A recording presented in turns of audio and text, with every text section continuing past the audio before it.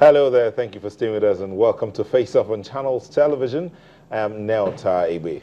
Now, the Nigerian military has distinguished itself globally and since its first participation in the United Nations peacekeeping mission in Congo in 1960. Since then, the army has continued to protect and defend the territorial integrity of the country.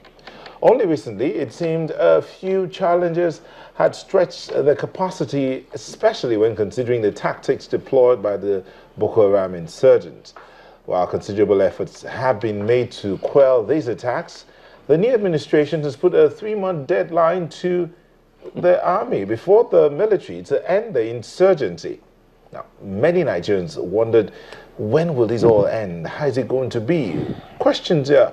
Would the military meet this deadline, and how realistic is the directive? Since that directive was given, there have been some other developments, and some have again thought, would the military meet the presidential deadline to end Boko Haram by the month of December? I have two gentlemen in the studio. One of them is a retired Navy captain, and the other is a security practitioner. So let me bring them in. Captain Tunji Shele, thank you for coming, sir. Thank you so much. And the other, Oladane Diaby. You will pay for not getting my name right one day. My pleasure. Thank you for coming. So a security practitioner and a retired captain. So let me take your stance. Do you think the military will meet the presidential deadline? No. Okay. Because I believe it's too ambitious, it's a wishful thinking, and there's a degree of hallucination in this pronouncement. Okay, thank you. Staria. You see, the gentleman here is my Egmo, is my senior brother, and is a part of the army that General Saliu Ibrahim described as army of anything goes. He has failed to come up with the present realities. Just a yes, is a yes or no? No, no. The military, as it is today, devoid of all those armed share generals, they're going to meet that deadline. Thank you very much. We'll take a moment and we'll come back to continue this. It promises to be an interesting one. Apparently, they are related. Okay, yeah. So let's see how that works out. Two brothers arguing, would the military meet the presidential deadline? You can be a part of the conversations through our Twitter handle, tweet at FaceUpToday or at NeoTaigbe. Or if it's longer than 140 characters, send your mail to faceup@channelstv.com. We'll be back shortly. Don't go away.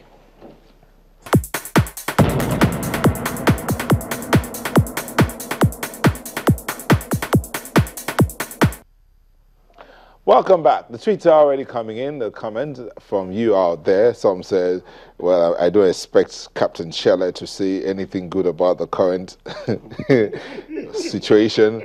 Well, hey, we're not talking politics here. Let's talk security. And the other person says, I'm highly optimistic the military will surely meet the 3-month deadline. Okay, so we're back here. You've stated your stand, but maybe you want to ask him the first question. Let him ask me. Oh, you want to ask the first question? Okay, I think there was a time the then Chief of Defense Staff, Alex Bade, promised us that in 3 months he will wipe out Boko Haram. How far? He's the same man that later said there were no equipment. Are the equipments on ground now? Okay. You see, you are just asked the question that will make me pour water on your head. I'm saying this because in my intro, I said you were a part of the army that General Saliu Ibrahim, that was drinking pepper soup, a renowned soldier and a gentleman, described as an army of anything goes.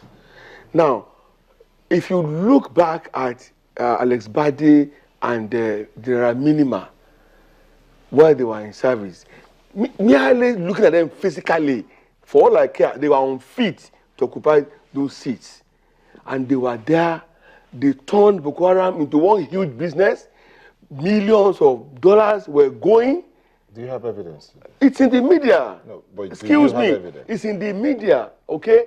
And let me tell you, with the ongoing investigation, in a matter of weeks, this news will be in the open. And I'm very serious about this. There was a loan of $1 billion taken by the federal government, ostensibly to fight Boko Haram. At the end of the day, the man whose hometown was overrun by Boko Haram, the man who, as chief of defense staff, stopped being a Nigerian, came out to now say that he presided over an army that was ill-equipped. Hey, were they expecting those boys to go and face Boko Haram, armed as they were with nails and cutleries?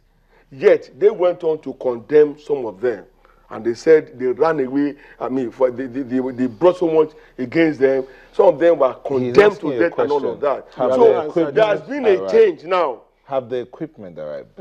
Whether you like it or not, apart from the equipment that you and I know have arrived, the change in leadership. I don't know what you know. You may not know, okay. But I know. The change in leadership alone has tremendously gone to effect some changes. Let me tell you, the army will do far better with high morale. For the first time, Nigerians are seeing a chief of army staff who is not leading from the air-conditioned Abuja office. You and I saw Brantai live at the battlefront, leading the troops. Hey, it couldn't have been any better. He would not be there leading them if they were not prepared, armed, and equipped adequately for the offensives. Get that clear. There's a change. And I assure you, more arms are still coming. I want to disagree with him, and I want to correct an impression.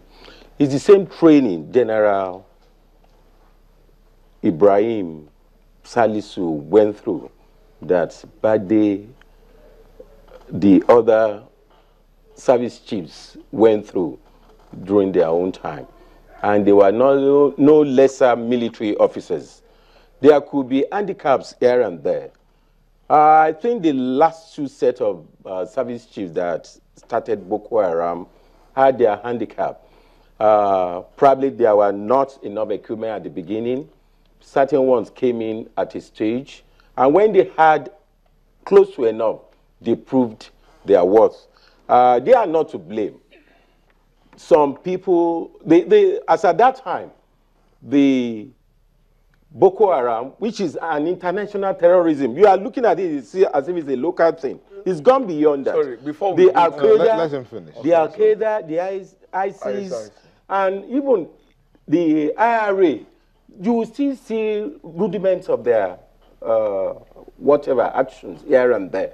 So you can't blame them for the part they played. Let's remove the issue of corruption. It doesn't come in at this stage. The service chiefs don't award contracts. The contracts are awarded at the defense headquarters and the Ministry of Defense. Please, don't, it's a blackmail. Don't blackmail the gentlemen.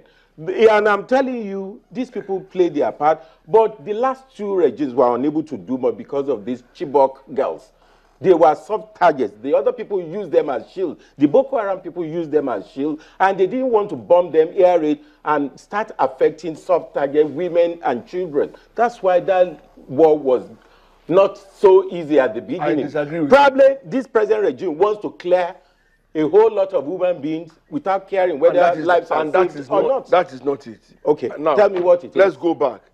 When you referenced and you said the same training that Salih Ibrahim had was what those two gentlemen had. A soldier, a general for that matter, it should be a man of honor. I had a great respect for General Olukolade, but from the day he came on there and said they had rescued some Boko Haram, some Chibok girls, only for him to come later and reverse himself, he lost whatever respect I had for him. That is ungentlemanly and ungeneral-like. The same thing came when Alex Bade came and said they were already negotiating with Boko Haram. Of course, it came out to be another untruth. Very painfully, when our soldiers, our troops, when they were running away, because they were not prepared, they were not well armed and equipped for the war, the military high command, they said no. At a point, they said they did tactical maneuver and they landed in Cameroon. You can remember, these are things in the media, okay? All of these things, to now come at the end of your service when you are being pulled out, what would it have caused them to come out and say, hey, Nigerians, we are not getting enough equipment. We are not adequately armed. Nothing. But they were enjoying the office, they were enjoying the perquisites, and they were feeling cool with themselves. But when the game was up, oh, they felt, look, there was a need for them to redeem their image.